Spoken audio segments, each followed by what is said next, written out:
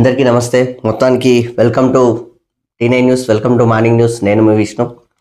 Morning న్యూస్ను ఆదరిస్తున్న ప్రతి ఒక్క ప్రేక్షకునికి ప్రత్యేక కృతజ్ఞతలు. అలాగే ప్రతి ఒక్కరూ మా ఛానల్ని సబ్స్క్రైబ్ చేసి మరింత మమ్మల్ని సపోర్ట్ చేయగలరని రిక్వెస్ట్ చేస్తున్నాను. బయట అసలు అయితే టూ మచ్ బాగా పెరిగిపోతుంది. సో కొంచెం అందరూ జాగ్రత్తగా ఉండండి. ఎందుకంటే కొంచెం వైరల్ ఫీవర్స్ ఎక్కువ వస్తాయి.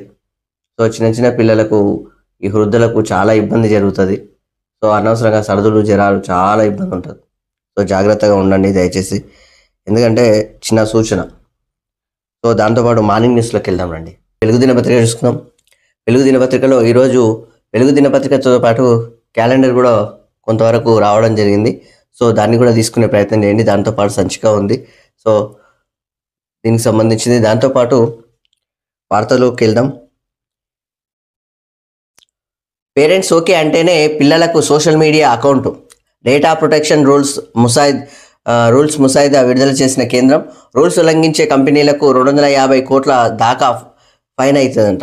సో 250 కోట్ల ఫైన్ వేస్తారంట రూల్స్ ఉల్లంఘిస్తే. డ్రాఫ్ట్ రూల్స్పై ఫిబ్రవరి 18 లోపు ఫీడ్బ్యాక్ ఇవ్వాలని సూచన. మొత్తానికి ఈ యొక్క పేరెంట్స్ ఓకే అంటేనే సోషల్ మీడియా పిల్లలకు అంటే దాదాపు ఇది కూడా కొంచెం రెస్ట్రిక్షన్ పెడితే బాగుంటుంది. ఎందుకంటే ఈ మధ్యలో జరుగుతున్న పరిస్థితి అయితే బాగా చూసినాం. సోషల్ మీడియా వల్ల ఇబ్బందులు ఎట్లా అంటే, గత నెల రోజుల కింద మనం ఒక వార్త చూసినాం. ఆస్ట్రేలియా కేంద్ర ప్రభుత్వం మొత్తం, అంటే ఆస్ట్రేలియా ప్రభుత్వం మొత్తం ఎట్లా అంటే, ఈ యొక్క సోషల్ మీడియాను పిల్లలకు అస్సలు ఇవ్వకూడదు. ఒక యూట్యూబ్ తప్ప సోషల్ మీడియా ఏది యూజ్ చేయకూడదు. దాదాపు 18 సంవత్సరాలు 20 సంవత్సరాల వరకు ఈ సోషల్ మీడియా యూజ్ చేసే ఛాన్సే లేదంట. సో పిల్లల మీద మాత్రం ఆ ఎఫెక్ట్ పడుతుంది. అంటే దాదాపుగా ఈ యొక్క పిల్లలను ప్రొటెక్ట్ చేసుకునే లెక్కలు. ఎందుకంటే ఇప్పుడు సోషల్ మీడియా ఎట్లా అయిందో తెలుసు అందరికీ. పిల్లలకు అసలు పసిపిల్లానికి వాడు ఎంత ఉంటాడంటే 3 నెలలు 4 నెలలు వాడికి ఫోన్ ఇస్తే తప్ప వాడు తిన్నాడు, అట్లుంటాడు. ఇక జర్రా 3-4 ఏళ్ళు ఉన్న పిల్లానికి అయితే ఇంకా అన్నీ తెలిసి ఉంటాయి వానికి. అసలు వాడికి తండ్రికి ఏం తెలియదో కానీ పిల్లానికి అన్నీ తెలుస్తాయి. మొబైల్ యూజ్ చేసుకో మాత్రం వాడు ఏ గేమ్ ఇన్స్టాల్ చేసుకోవాలో తెలుసు, ఏ గేమ్ ఎట్లా ఆడాలో కూడా తెలుసు వానికి. అట్లా ఉన్నాడు పిల్లాడు. సో పొజిషన్ అట్లా ఉన్నాయి అన్నట్టు. ఇక ట్విట్టర్లు అనేవి ఇక్కడ ఈ లెక్కలు ఉంటే వాళ్ళు మాత్రం ఈ యొక్క సోషల్ మీడియాలో ఇన్స్టాగ్రామ్ అంటారు, రీల్స్ చేస్తుంటారు, ఏదేదో చేస్తుంటారు. కొంతవరకు దానివల్ల పిల్లల టాలెంట్ కూడా కొంతవరకు పెరుగుతుంది. కానీ దాదాపు ఈ యొక్క 90% మంది మాత్రం దీనివల్ల ఇబ్బందులు పడుతున్నారు. సో ఈ చదువు కూడా కొంచెం దూరం అవుతున్నారు, ఆటపాటలకు దూరం అవుతున్నారు. ఒకప్పుడు మనం ఆడుకునే ఆటలు వీళ్ళు ఆడుతున్నారు ఆ పిల్లలు. ఇప్పుడున్న ఆ పిల్లలు మొత్తం ఆడుతున్నారు. అంటే అదేదో ఒక ఆంధ్రప్రదేశ్లో ఒక ఎమ్మెల్యే గారు, ధర్మవరం ఎమ్మెల్యే, గేమ్ ఆడుకుంటున్నారు సార్. ఎక్కడ అంటే గ్రౌండ్లో ఆడుతున్నాను ఆయన అంటే, లేదు ఫోన్లో ఆడుతున్నాడు ఆయన, ఫోన్లో. అట్లా ఉంది పరిస్థితి. కంటి చూపు దెబ్బతింటుంది. పిల్లలకు చాలా ఇబ్బందులు జరుగుతున్నాయి. సో ఈ సోషల్ మీడియా వల్ల చదువుకు చాలామంది దూరం అవుతున్నారు. పుస్తకాలు పెద్దగా చదవట్లేదు, తక్కువ. ఎంతసేపు మొబైల్ అనే ఉంటుంది. ఆ ఇన్స్టాగ్రామ్స్, రీల్స్ అది ఇది అని చెప్పేసి అంటారు. ఇన్స్టాగ్రామ్స్ వల్ల, ఈ రీల్స్ చేసుకోవడం వల్ల కొంతవరకు వాళ్ళ లోపల కొంత టాలెంట్ పెరుగుతుంది. కానీ చదువుకు మాత్రం దూరం అవుతారు. సో దాని వల్ల ఇక పిచ్చి పిచ్చి శాస్త్రాలు కూడా అయినాయి. ఈ మధ్యలో ఇన్స్టాగ్రామ్ అంట, అందులో అకౌంట్ అంట, అందులో చాటింగ్ అంట, ఇంకా పెళ్ళిళ్ళు చేసుకుంటారంట, ఆ తర్వాత ఇక చంపేసుకునే పొజిషన్. నిన్న అయితే అన్ని వార్తలు చూసినాక మనం ఆ విధంగా ఉంది. సో ఈ సోషల్ మీడియా వల్ల మాత్రం కొంతవరకు సోషల్ మీడియాను మంచికి ఉపయోగించే లెక్కలు కొన్ని ఉంటే, చాలామంది చెడుకు ఉపయోగిస్తున్నారు.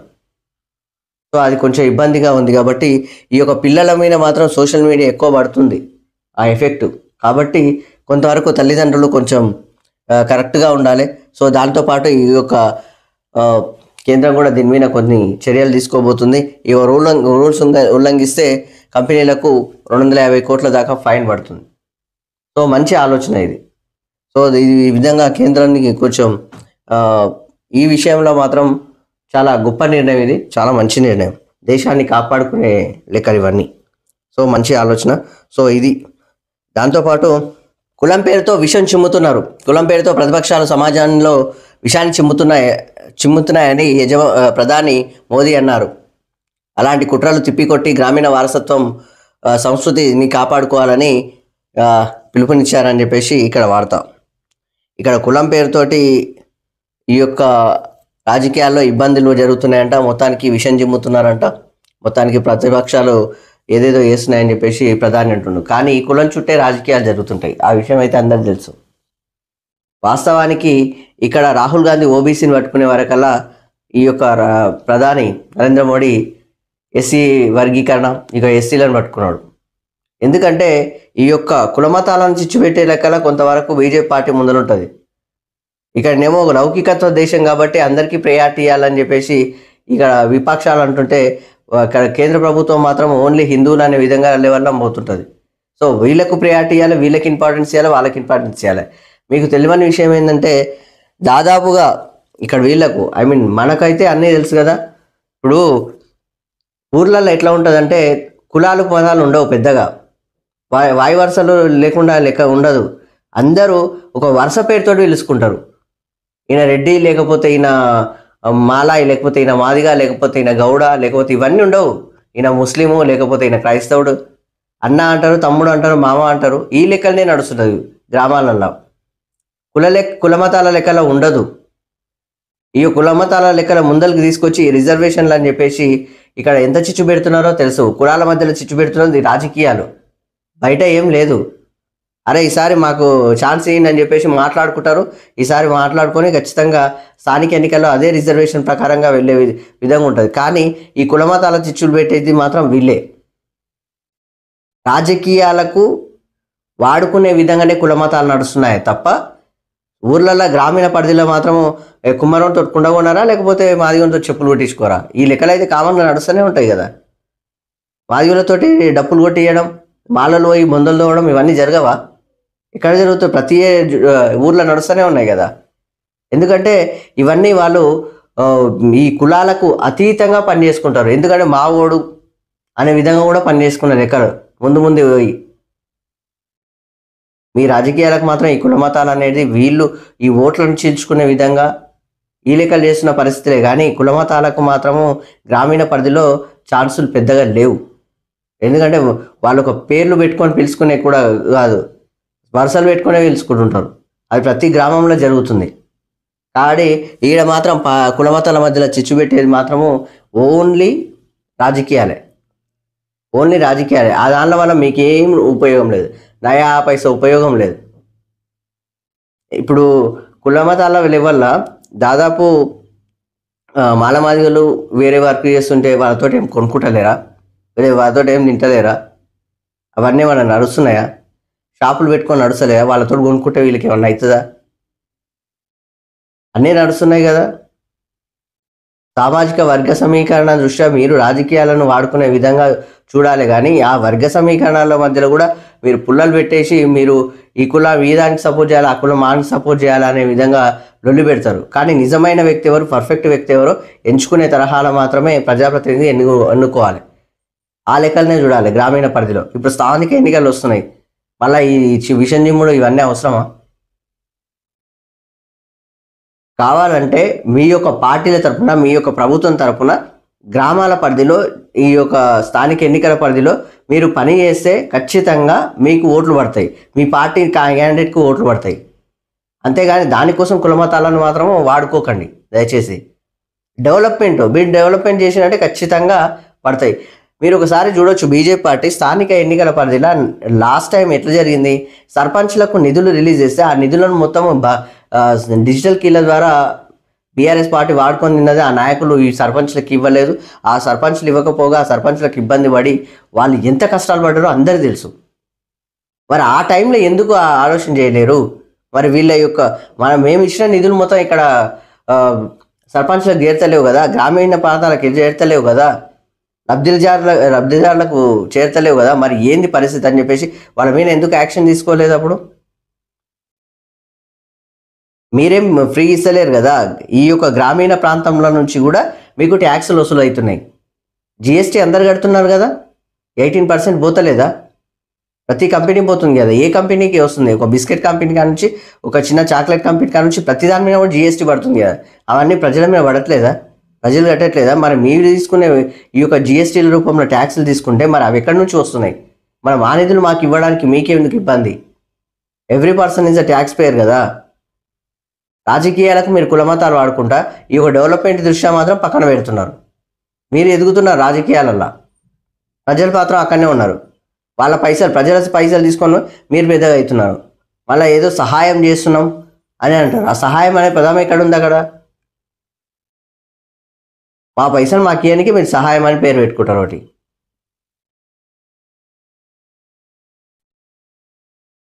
సో మొత్తానికి ఇది పరిస్థితి. మొత్తానికి ప్రధాని అయితే కులమతాల మధ్య చిచ్చు పెడుతున్నారు అన్నట్టుగా మాట్లాడుతున్నాడు. సో దాంతోపాటు పటాకుల ఫ్యాక్టరీలో పేలుడు, 6 సజీవ దహనం. తమిళనాడులోని ఓ పటాకుల ఫ్యాక్టరీలో పేలుడు సంభవించి 6 సజీవ దహనమయ్యారు. మరికొంతమంది గాయపడ్డారు. గాయపడిన వారిలో కొందరి పరిస్థితి క్రిటికల్గా ఉంది. మృతుల సంఖ్య పెరిగే అవకాశం ఉందని పోలీసులు తెలిపారు అని చెప్పేసి ఇక్కడ వార్త. మొత్తానికైతే తమిళనాడులో ఈ యొక్క పటాకులు ఉన్నాయి కదా, ఇళ్లలో చాలా వరకు ప్రమాదాలు జరుగుతుంటాయి. ఎందుకంటే అక్కడ ఈ యొక్క ఫైర్, అగ్గి, ఈ బీడీలు, ఈ సిగరెట్లు ఇట్లాంటి పరిస్థితి ఉండకూడదు. కానీ ఇక నిన్న ఫైర్ యాక్సిడెంట్ అయితే జరిగి మొత్తానికి 6 మంది సజీవ దహనం అయిపోయి కొంతమందికి ఇతర వాళ్ళ పరిస్థితి కూడా కొంచెం బాగాలేదంట. సో మొత్తానికైతే తమిళనాడు జరిగింది ఈ ఘటన. సో దాంతోపాటు రాళ్ళు రప్పలకు బంద్, వ్యవసాయానికే భరోసా. మొత్తానికి వ్యవసాయానికే భరోసా అని చెప్పేసి తెలంగాణ స్లాంగ్ ఇది. వ్యవసాయానికే భరోసా. ఏటా ఎకరాకు 12,000 వ్యవసాయ కూలీలకు ఇందిరమ్మ ఆత్మీయ భరోసా కింద 12,000 రూపాయలు. దాంతోపాటు రేషన్ కార్డు లేని వాళ్ళకు కొత్త రేషన్ కార్డులు. ఈ నెల 26 నుంచి 3 స్కీమ్స్ షురు అని చెప్పేసి క్యాబినెట్ భేటీ అనంతరం సీఎం రేవంత్ రెడ్డి ప్రకటన. గత సర్కారులో గుట్టలకు, వెంచర్లకు రైతు బంధు, ఆ అక్రమాలకు జోలికొస్తే కేసీఆర్ ఫ్యామిలీకి 1000 ఏళ్ల జైలు శిక్ష ఖాయం. నిజమైన రైతులకు మేలు జరగాలన్నదే తమ ప్రభుత్వ విధానమని వెల్లడి. మున్సిపాలిటీగా ములుగు జీపీ, దాంతోపాటు కార్పొరేషన్గా కొత్తగూడెం మున్సిపాలిటీ, దాంతోపాటు పాలమూరు ప్రాజెక్టుకు జైపాల్ రెడ్డి, సింగూరు ప్రాజెక్టుకు కెనాల్ను నరసింహ పేరు. పంచాయతీరాజ్ గ్రామీణ అభివృద్ధి శాఖలో 588 కారుణ్య నియామకాలు. నార్లాపూర్ పనుల రివైజ్డ్ ఎస్టిమేట్స్ను ఆమోదం. దాంతోపాటు పోతిరెడ్డిపల్లి వద్ద రబ్బర్ డ్యామ్ నిర్మాణం అని చెప్పేసి ఇక్కడ వార్త. ఇక్కడ మెయిన్గా కీలకంగా చూడాల్సింది ఏంటంటే ఈ యొక్క ఇంతకుముందు రైతు బంధు వస్తున్నాయి కదా, ఆ రైతు బంధు అనేది గత ప్రభుత్వ హయాంలో ఏమి జరిగేదంటే రాళ్ళు రప్పులు, ఈ వెంచర్లు, గుట్టలు, రోడ్లు వాటికి కూడా ఇచ్చేది. వాటి వల్ల ఎవరికి ఉపయోగం? ఆ పైసలు ఎవరితో పోతుండే? మీరే ఆలోచన చేయండి. దాంతోపాటు వ్యవసాయం చేసుకోని వాళ్ళు కూడా ఈ యొక్క అంటే దాదాపు 20 ఎకరాలు, 50 ఎకరాలు, 1000 ఎకరాలు, 100 ఎకరాలు ఆసాములకు మస్తున్నాయి. అట్లా మన వాళ్ళకి లేవా? 100 ఎకరాల ఫామ్ హౌజు, 200 ఎకరాల ఫామ్ హౌజు ఉన్నాయి కదా. మరి వాళ్ళందరూ కూడా రైతు బంధువులు తిన్నారు. మరి ఎవరి పైసలు ఎక్కడ పోయినాయి? పేదోన్ని కొట్టిరు, పెద్దోనికి ఎట్టినట్టుగా మొత్తం తీసుకొని తిన్నారు. మొత్తానికి ఆ లెక్కల నడవదని చెప్పేసి బరాబర్గా ఓన్లీ వ్యవసాయం చేసి ఇక్కడ దీన్ని కీలకంగా చూడండి. వ్యవసాయానికి ప్రయారిటీ ఇస్తున్నారు, పంట కూడా ఎక్కువ పంటకి లెక్కలు ఇవన్నీ. ఎందుకంటే కొంతమంది చాలామంది ఉంటారు, వాళ్ళకు రైతు బంధు అంటే 50 ఎకరాలు, 60 ఎకరాలు, 70 ఎకరాలు ఉన్న వాళ్ళు కూడా వ్యవసాయం చేపియాలి. వాళ్ళు బీడు భూములు కాక వీడో పెట్టకూడదు. వ్యవసాయం అంటే ఈ యొక్క కౌలు రైతులు ఉంటారు కదా, వాళ్ళకి అప్పచెప్తే వాళ్ళు కూడా వ్యవసాయం చేస్తారు. అట్లా చేస్తేనే ఇక్కడ ఖచ్చితంగా రైతు బంధు వస్తుంది, ఈ యొక్క రైతు భరోసా వస్తుంది. అంటే ఈ యొక్క పంటలు పండించే లెవెల్ కూడా పెంచినట్టే కదా. అంటే పంటలు పండిస్తున్నాయంటే మనకు ఆహార ఉత్పత్తి పెరుగుతున్నట్టే కదా. ఇప్పుడు సన్నబియ్యం రేట్లు తగ్గుతున్నాయి, ఎందుకంటే బియ్యం ఎక్కువైనాయి కదా, వడ్లు ఎక్కువ పండించారు కదా. ఆ విధంగా పంటలు ఎక్కువ వండే వరకల్లా వీళ్ళకు ప్రయారిటీ.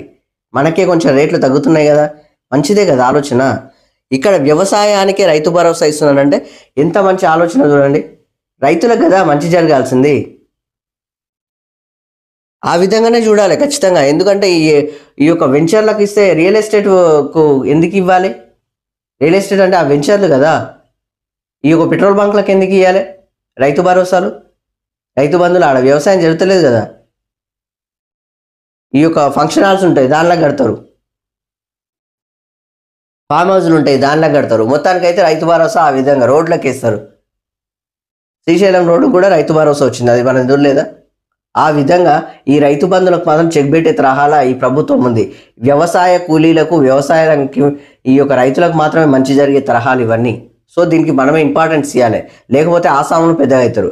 అప్పుడున్న ప్రభుత్వం అక్కడ ఏమంటారు, ఇదే ఎన్ఆర్ఐలు వచ్చేసిరు, ఇక్కడ పొలాలు కొన్నారు. ఎన్ఆర్ఐలు వచ్చి ఇక్కడ పొలాలు కొన్నారు, వాళ్ళు అక్కడ సంపాదిస్తారు, ఇక్కడ సంపాదిస్తారు అన్నట్టు. సంవత్సరానికి రైతు బంధు పడుతుంది, ఇంకేం కావాలి? ఎన్ఆర్ఐలు వచ్చి కొంటున్నారంటే ఇక్కడ ఉన్న బతుకు తెరువులు ఏమైతాయి మరి? అది జరిగింది ఇక్కడ. మొత్తానికి రైతు బంధు అందరికీ ఇవ్వాలని చెప్పేసి అంటారు. అందరికీ ఎందుకు ఇస్తారా నాకు అర్థం కాదు. లబ్ధిదారులకు కదా ఇవ్వాల్సింది. ఇక పేద మొత్తం ధనికులకి, ఇప్పుడు బలిసిన వానికి గ్లూకోజ్ పెడితే వాడికి కొవ్వు వస్తుంది.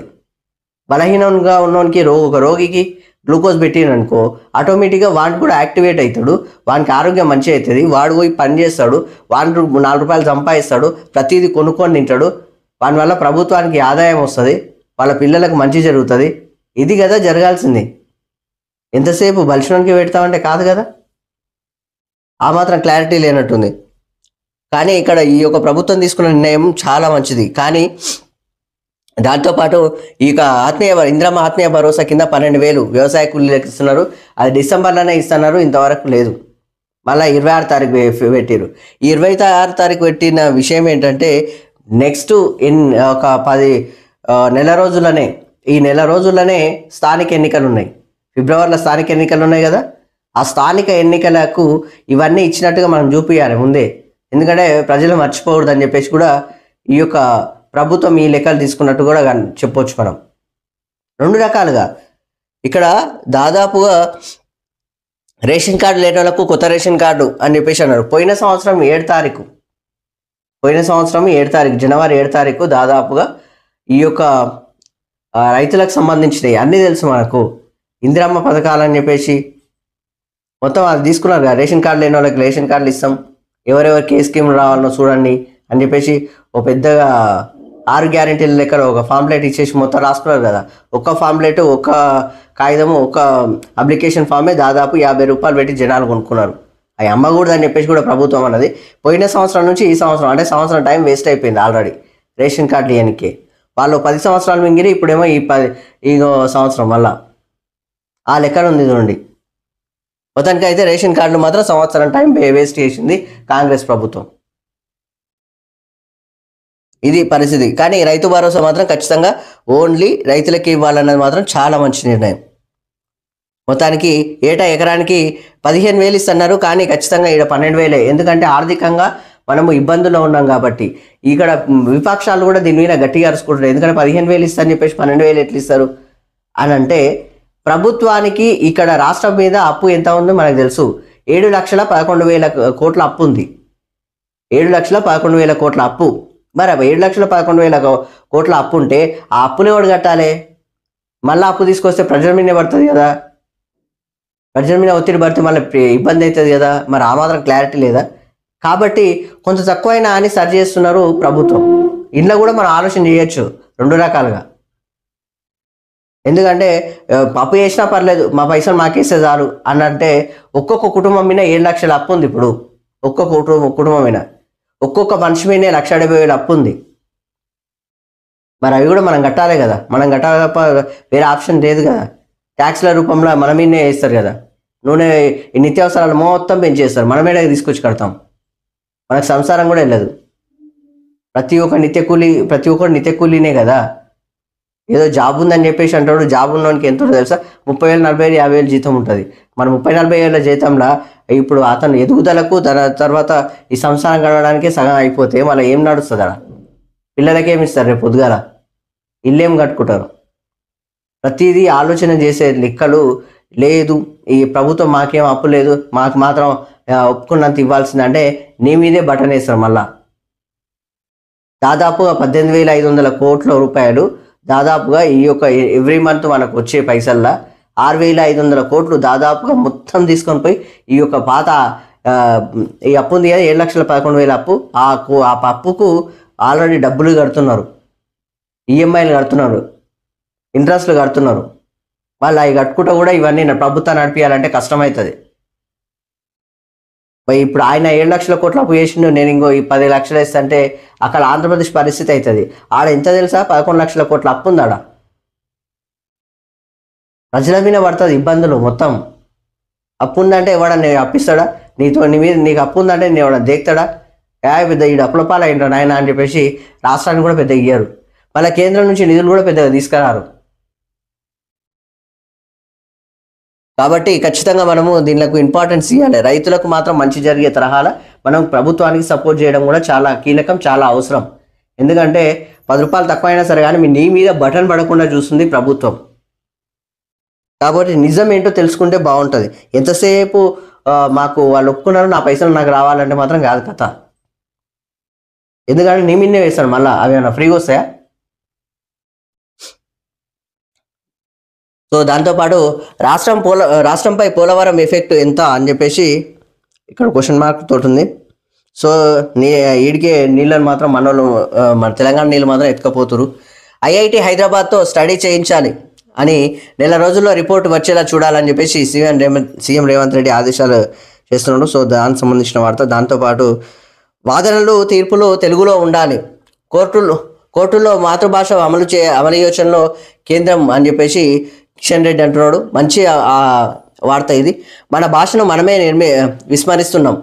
తెలుగు మహాసభలకు ముఖ్య అతిథిగా పాల్గొన్న కేంద్ర మంత్రి కిషన్ రెడ్డి అని చెప్పేసి ఇక్కడ వార్త. కిషన్ రెడ్డి మాటలను మాత్రము ప్రతి ఒక్కరు పరిగణనలోకి తీసుకోవాలి. ఈ యొక్క ప్రభుత్వం కూడా అదే విధంగా తీసుకోవాలి. తెలుగు భాషకు ఇంపార్టెన్స్ ఇవ్వాలి. ఈ కేంద్రం యొక్క కోర్టులో కూడా మాతృభాషనే అమలు చేయాలనే యోచనలో కేంద్రం ఉందని కూడా చెప్తున్నారు. సో అది చాలా మంచి విషయం. కానీ తెలుగు భాషను మాత్రం చాలా ఇబ్బంది పెడుతున్న పరిస్థితి అయితే మనకు కనిపిస్తుంది. తెలుగు చాలామంది మర్చిపోతున్నారు. అందరు ఇంగ్లీష్ మీడియం అని ఈ పిల్లలు కూడా తెలుగు భాష మాతృభాషను పక్కన పెట్టినారు. కన్నతల్లిని పక్కన పెట్టినట్టుంది కథ ఇది. కాబట్టి తెలుగు భాషకు ఎక్కువ ఇంపార్టెన్స్ ఇవ్వాలి, ప్రయారిటీ ఇవ్వాలి. లేకపోతే ఇక నాటి తెలుగోడి సత్తా అన్నట్టుగా, ఆ యొక్క తెలుగుదేశం అన్నట్టుగా ఈ యొక్క తెలంగాణను, ఈ తెలుగును, ఈ యొక్క ఆంధ్రప్రదేశ్ను, ఈ తెలుగుని ఖ్యాతిని మొత్తం పెంచిన ఈ యొక్క ఎన్టీ రామారావు సార్ పరిస్థితి, వాళ్ళందరినీ ఒకసారి మనము చూసుకోవాలి, వాళ్ళను స్మరించుకోవాలి. తెలుగును మనము ఇప్పుడు మన శ్రీకృష్ణదేవరాయలు అన్నారు కదా, దేశ భాషలందు తెలుగు లెస్స అని. ఆ విషయంగా ఈ యొక్క ఆంధ్రప్రదేశ్ను మనం కొంచెం ఈ ప్రభుత్వాలను కూడా అలర్ట్ చేసి ఖచ్చితంగా తెలుగు భాషను ప్రతి ఒక్క లెక్కలా ముందలు తీసుకెళ్లే లెక్క ఉండాలి. ఎందుకంటే మన మాతృభాష కదా, ఇంపార్టెన్స్ ఎక్కువ ఇవ్వాలి. సో ఇది కూడా మంచి వార్త. సో దాంతోపాటు ట్రక్కు లోయలో పడి 4 జవాన్ల మృతి. జమ్మూ కాశ్మీర్లో ఆర్మీ ట్రక్కు లోయలో పడి 4 జవాన్లు మృతి చెందారు. మరికొందరు జవాన్లకు తీవ్ర గాయాలయ్యాయి. బందీపూర్ జిల్లాలో శనివారం ఈ ఘటన చోటు చేసుకుందని చెప్పేసి ఇక్కడ వార్త. మొత్తాన్ని మాత్రం ట్రక్కు లోయలో పడి 4 జవాన్లు చనిపోయారని చెప్పేసి ఇక్కడ వార్త. మొత్తానికి మన జవాన్లు మాత్రం మస్తు కష్టపడతారు. మనకు విషయం చాలామందికి, కొంతమంది బయట వాళ్ళకి చాలామంది తెలియదు ఏంటంటే, ఇప్పటికీ మన జవాన్లు దేశం కోసం పోరాడుతున్నారు. దేశాన్ని కాపాడుకోనికే ప్రాణత్యాగాలు చేస్తున్నారు. వాళ్ళంతా కష్టపడుతుంటే మనోళ్ళు మాత్రము దేశాన్ని పట్టించుకోకుండా మాత్రం తిరుగుతుంటారు. ఈరోజు నువ్వు ఇక చిల్లర వేషాలు వేసుకుంటూ తిరుగుతున్నావు అంటే ఆ చిల్లర వేషాలకు ఆయన ఆడ కాపాలు కాస్తున్నాడు. నువ్వు ఈడ బాధ్యతగా బతకాలని చెప్పేసి ఆయన కాపలి కాస్తున్నాడు. ఇప్పటికీ ఈ క్షణం వరకు కూడా నీకు అన్నం పెట్టడానికే రైతులు కూడా చాలా ఇబ్బంది పడుతున్నారు. ఇవన్నీ ఎక్కడి నుంచి వస్తున్నాయి అని చెప్పేసి ఒక్కసారి నిన్ను నువ్వు గుర్తు చేసుకుంటే, ఈ కొంతమంది ఉంటారు కదా పనిపాట వేయకుండా తిరిగేటోళ్ళు, అసంటోళ్ళ మీద కొంచెం జూడిపియాల్సి ఉంటుంది. దాంతోపాటు బాధ్యతని మర్చిపోయి మాట్లాడేటోళ్ళు కూడా తెలుసుకోవాలి. దేశం ఏంది, దేశ స్థితిగతులు ఏంది, నీ మీద ఎఫెక్ట్ ఎంత ఉంది, నిన్ను కాపాడడానికి అక్కడ బార్డర్లు ఎంతమంది ఉన్నారు, నిన్ను కాపాడడానికే వ్యవసాయం ఎంతమంది చేస్తున్నారు, నీకు చదువు చెప్పడానికే టీచర్లు ఎంత ఇబ్బంది పడుతున్నారు. ప్రతి ఒక్కటి మనం ఒకసారి కళ్ళు తెరిచి చూసినాం అంటే అన్నీ కనిపిస్తాయి. ఇవన్నీ మర్చిపోతున్నారు అందరూ. అయ్యవాడు ఎట్లా పడితే నాకేంది, నేను కడుపు నిండా తిన్నా యథార్థంగా ఉన్నా అంటే ఆ కడుపు నిండా తిండికి రానికే కూడా ఈ భూమి ఎంత ఇబ్బంది పడుతుందో కూడా చూసుకోవాలి. మనం చూస్తున్నాం కదా, పొల్యూషన్ అన్నీ చేసే వరకల్లా ఒకసారి ప్రళయాలు, విధ్వంసాలు సృష్టించే వరకల్లా రోగాలు, నొప్పులు వచ్చేసి మూలకు పడతలేవా? ఆ విధంగానే అవన్నీ పడకూడదంటే మనం కొంచెం జాగ్రత్తలు కూడా ఉండాలి. ప్రతి ఒక్కరి మీద ఈ బాధ్యత ఉంటుంది. కాబట్టి కొంతమంది ఉంటారు అన్నట్టు ఇవన్నీ ఏం పట్టించుకోకుండా. సో దాంతోపాటు మహిళలకు వేధిస్తున్న థైరాయిడ్ మోనోఫాజ్ అని చెప్పేసి ఇక్కడ వార్త. దాంతోపాటు ఉమెన్ క్లినిక్ టెస్టులో బయటపడుతున్న సమస్యలు. ఇప్పటి వరకు 29 లక్షల మందికి టెస్టులు, 401 మందికి క్యాన్సర్, 8 రకాల టెస్టులను ఫ్రీగా చేస్తున్న ప్రభుత్వం. ఇన్ టైం వ్యాధులను గురించి ట్రీట్మెంట్ చేస్తున్న డాక్టర్లు 2023 నుంచి 2024 డిసెంబర్ మధ్య చేసిన డాక్టర్లు అని చెప్పేసి ఇక్కడ మొత్తానికి ఈ లైంగిక వ్యాధులు 10,238, ఇక యూరినరీ ఇన్ఫెక్షన్స్ 84,500, థైరాయిడ్ సమస్య 2,25,100, మనోఫాస్ సమస్య 3,43,660 అని చెప్పేసి, దాంతోపాటు పీసీఓడి అని చెప్పేసి 1,64,957, విటమిన్ లోపం 5,09,775. మొత్తానికి మహిళలకు మాత్రం ఇబ్బందులు చాలా ఉన్నాయి, కాబట్టి ఇక్కడ దానికి సంబంధించిన వార్త. కొంతమంది ఉంటుంది థైరాయిడ్ ఉంటే కొంతమంది ఇట్లా ప్రెగ్నెన్సీ గారు అది ఇది అని చెప్పేసి, అలాంటి ఎఫెక్ట్ ఈ యొక్క నేటి సమాజం మీద ఎక్కువ పడుతుంది. సో ఇప్పుడున్న జనరేషన్ మీద ఎక్కువ పడుతుంది కాబట్టి ఇబ్బందులు. కాబట్టి దయచేసి కొంచెం జాగ్రత్తలు తీసుకొని మంచి ఫుడ్ తీసుకోవాలని చెప్పేసి కూడా చిన్న సూచన చేయడం జరుగుతుంది. సో దాంతోపాటు జనకచర్లతో ఏపీ భారీ కుట్ర అని చెప్పేసి ఇక్కడ వార్త. ఇటు కృష్ణా అటు గోదావరి నుంచి జలదోపిడీ ప్రయత్నాలు అని చెప్పేసి ఇక్కడ వార్త. మొత్తానికైతే నీళ్లు దోసుకుపోతున్నారు. పోలవరం నుంచి జనకచర్ల హెడ్ రెగ్యులేటర్కు ఏకంగా 200 టీఎంసీల తరలించే ఛాన్స్. నాగార్జున సాగర్ కుడి కాల్వను వెడల్పు చేసి చిన్నపాటి రిజర్వాయర్గా వాడుకోవాలని యోచన. గోదావరిలో సన్ఫ్లజ్ జలాల నుంచే అన్ని చెబుతున్న కృష్ణా నుంచి తోడుకునే ఎత్తుగడ. మొత్తానికి తెలంగాణ నుంచి మాత్రం నీళ్లు మళ్ళీ దోసుకుపోతున్నారు. తెలంగాణ ప్రయోజనాలకు గండి కొట్టే కుతంత్రం అని చెప్పేసి ఇక్కడ వార్త చూడండి. మొత్తానికి ఏపీ భారీ కుట్ర చేస్తుంది ఆంధ్రప్రదేశ్. చంద్రబాబు సార్ తెలంగాణను కూడా చూడండి అయ్యా, ఇప్పటికే దోసుకొని పోయినాయి, మస్తు అయినాయి. ఇంకా నీళ్ళని ఇప్పటికీ తీసుకొని పోతాం అంటే ఇక్కడ ఉన్న వాళ్ళు మొత్తం మనుషులే ఉన్నారు కదా, ఇక్కడ ఉన్న వాళ్ళు కూడా ఇబ్బంది పడతారు. రేపు పొద్దుగాల ఇదే టీడీపీ పార్టీ, ఇదే జనసేన పార్టీ ఆంధ్రప్రదేశ్లోకి కూడా వస్తున్నాయి కదా. నెక్స్ట్ ఎన్డీఏ గవర్నమెంట్ ఇక్కడ కూడా ఫామ్ చేయాలని చెప్పేసి మరి ప్రయత్నాలు జరుగుతున్నాయి కదా. ఇక్కడ కూడా పార్టీని మళ్ళీ విజృంభించే లెక్కలా నడుస్తున్నాయి కదా. సంతోషం, మంచిది. పార్టీల లెక్క ఏమన్నా వేసుకోండి, కానీ ఇక్కడున్న ప్రజల్ని ఆగం చేయకండి దయచేసి. ఇప్పటికే నీళ్లు మొత్తం దోసుకొని పోతున్నారు. ఇక్కడ తెలంగాణ తెచ్చుకున్నదే మా నీళ్లు, మా నిధులు, మా నియామకాలు మాకు కావాలని. ఇక ఇవి కూడా తీసుకొని పోతామంటే ఇప్పటికే ఇది ఉమ్మడి రాష్ట్రంగా లేదు. ఇప్పుడు ఉమ్మడి రాష్ట్రం ఎందుకు విడిపోయిందో కూడా తెలుసు ఆల్రెడీ. మళ్ళీ ఆ నీళ్ళని తీసుకొని పోయి ఇబ్బందులు పెట్టకుండా తెలంగాణ అది ప్రోటోకాల్ ప్రకారంగా తీసుకెళ్ళాలి, కానీ ఇష్టం వచ్చినట్టు దోసుకొని తింటామంటే కాదు కదా. మొత్తానికి న్యూక్లియర్ సైంటిస్టు చిదంబరం కన్నుమూత. పోఖ్రాన్ అణుబాంబు పరీక్షల నిర్వహణలో కీలక పాత్ర పోషించిన ప్రఖ్యాత nuclear scientist doctor Rajagopal Chidambaram కన్నుమూశారు. ఆయన వయసు 88 ఏళ్ళు. న్యూక్లియర్ సైంటిస్టుగా 6 దశాబ్దాలు కెరీర్లో చిదంబరం అనేక కీలక హోదాల్లో పనిచేశారని చెప్పేసి ఇక్కడ వార్త. మొత్తానికి మన T9 న్యూస్ తరఫున ఆయనకు సంతాపం ప్రకటించడం జరుగుతుంది. సో దాంతోపాటు మాకు టైం వచ్చినప్పుడు ఒక్కొక్కరికి సంగతి చూస్తామని చెప్పేసి బెదిరిస్తున్నాడు. మీడియాకు కేటీఆర్ బెదిరింపులు. మాకు టైం వచ్చినప్పుడు ఒక్కొక్కరి సంగతి చూస్తాం. ఏం బెదిరిస్తున్నారయ్యా? ఇప్పుడు మీరు ప్రజలకు దగ్గరగా ఉండాలి, కానీ మీడియానే బెదిరిస్తే ఎట్లా? మీడియాకు కేటీఆర్ బెదిరింపులు అని చెప్పేసి ఇక్కడ వార్త. సిరిసిల్లలో భూ స్కామ్ అంటూ తప్పుడు వార్తలు రాస్తున్నారు. అసెంబ్లీలో ఎవరెవరు ఏం మాట్లాడుతున్నారనో రాసి పెట్టుకుంటున్నాం. అధికారంలోకి వచ్చినాక అందరికీ మిత్తితో చెల్లిస్తాం. నన్ను జైలుకు పంపాలని రేవంత్ చూస్తున్నాడు. కేంద్రంలో కేసీఆర్ చక్రం తిప్పే రోజు ముందుంది. ఈ మధ్య సోషల్ మీడియాలో నిజాలు వస్తున్నాయని వ్యాఖ్య అని చెప్పేసి ఇక్కడ వార్త. ఒకప్పుడు కేసీఆర్ తిరిగిన విషయాలన్నీ తెలుసు. దాదాపు దేశవ్యాప్తంగా తిరిగిండు, ప్రతి ఒక్క ముఖ్యమంత్రిని కలిసిండు. ఈ యొక్క అంటే చిన్న చిన్న పార్టీలు ఉన్నాయి కదా, అంటే ప్రాంతీయ పార్టీలు, ఒక రకంగా ప్రాంతీయ పార్టీలు ఉన్నాయి కదా, ప్రాంతీయ పార్టీలను ఏకం చేసి మొత్తానికి కేంద్రంలో ఇలా ఇద్దాం అనుకున్నాడు. కానీ ప్రాంతీయ పార్టీలు మాట్లాడారు కానీ ఎవరు దగ్గరికి రాలే. ఎందుకంటే కేసీఆర్ లెక్కలన్నీ అర్థమైపోయినాయి. ఇప్పుడు బయటికే రాకుండా ఓన్లీ ఎమ్మెల్యే స్థానంలోనే, అప్పుడు ప్రధాని స్థానంలో అన్నాడు, దేశ్ కా బాప్ అన్నారు, అవన్నీ పక్కన పెట్టేసి ఇప్పుడు ఓన్లీ ఎమ్మెల్యే స్థానంలో కూడా పనిచేయలేని పరిస్థితి ఉంది. ఆ విధంగానే ఇక్కడ ఒక్కొక్కరిని మేము అన్ని రాసి పెట్టుకుంటున్నాం. అంటే ఆల్రెడీ సిరిసిల్ల కలెక్టర్ని తిట్టినందుకు కలెక్టర్కు మాత్రం మండదా? కలెక్టర్ బయటకు వచ్చిండు, ఈ యొక్క భూదోపిడి మొత్తం బయట పెడుతున్నాడు. మంచిదే కదా. మీరు రాజకీయ నాయకులు అంటే ఏమన్నా పార్టీ లీడర్లు అంటే మీరు గవర్నమెంట్ భూములు మొత్తం మీరు తినాలని ఏడా ఉంది మరి, అది కూడా తెలుసుకోవాలి కదా. ఇష్టం వచ్చినట్టు అనుమాతం తీసుకొని చెప్పి మాకు గుర్తులేదా, మేము చూడలేదా, మా పార్టీ లీడర్లకు మేమే జీతాలు ఇస్తాం, మేమే చేస్తామని మీరు ఎంత కావాలంటే అంత దోసుకోవచ్చు, ఎంత కావచ్చు అంత తినొచ్చు అంటే ప్రభుత్వం అంటే మీదే, మీ పార్టీదే? ప్రభుత్వ భూములా తీసుకొని పోయి మీ పార్టీ ఆఫీసులు కట్టుకోలేదా? మళ్ళీ అదేదో గురుకులాలు కట్టింటే అయిపోతుండే కదా. దానికేమో కిరాయిలు. మళ్ళా మీడియాని ఎట్లా బెదిరిస్తారు సార్, నాకు అర్థం కాదు. గతంలో గుర్తుపెట్టుకోండి, మీడియాని ఎట్లా బెదిరించారో అట్లా బెదిరించడానికే ఈ పరిస్థితులు వచ్చినాయి. సోషల్ మీడియా ఒక్కసారి ఇట్లా విజృంభించింది.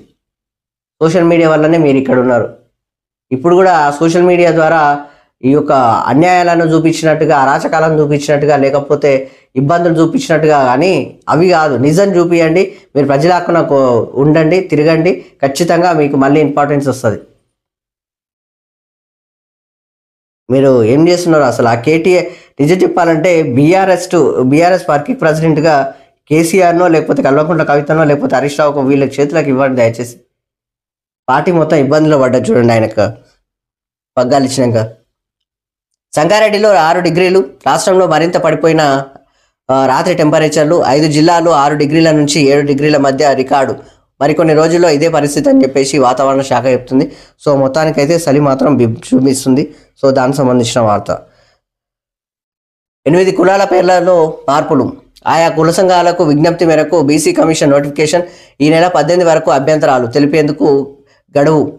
తమ క్యాస్ట్ పేర్లతో తిట్లకు ఉపయోగిస్తున్నారని ఆయా కులాల వారి ఆవేదన. చాలా మంది ఇదే పరిస్థితి. కొన్ని కులాల పేర్లు మాత్రం అట్లే ఉంది, ఎవరు పిచ్చకుంటోడా అని చెప్పేసి అంటారు. అది ఒక కులం పేరు అంతే, అది కులం పేరు. దాన్ని వేరే విధంగా చూడడం కరెక్ట్ కాదు. అట్లా కూడా ఆలోచన చేయాల్సిన తరహాలు ఉంటాయి. కాబట్టి కొంచెం చూడండి, ఏదో పక్కిరోడా అని అంటారు కొన్ని దానిలలో, కానీ అది కూడా ఒక కులమే.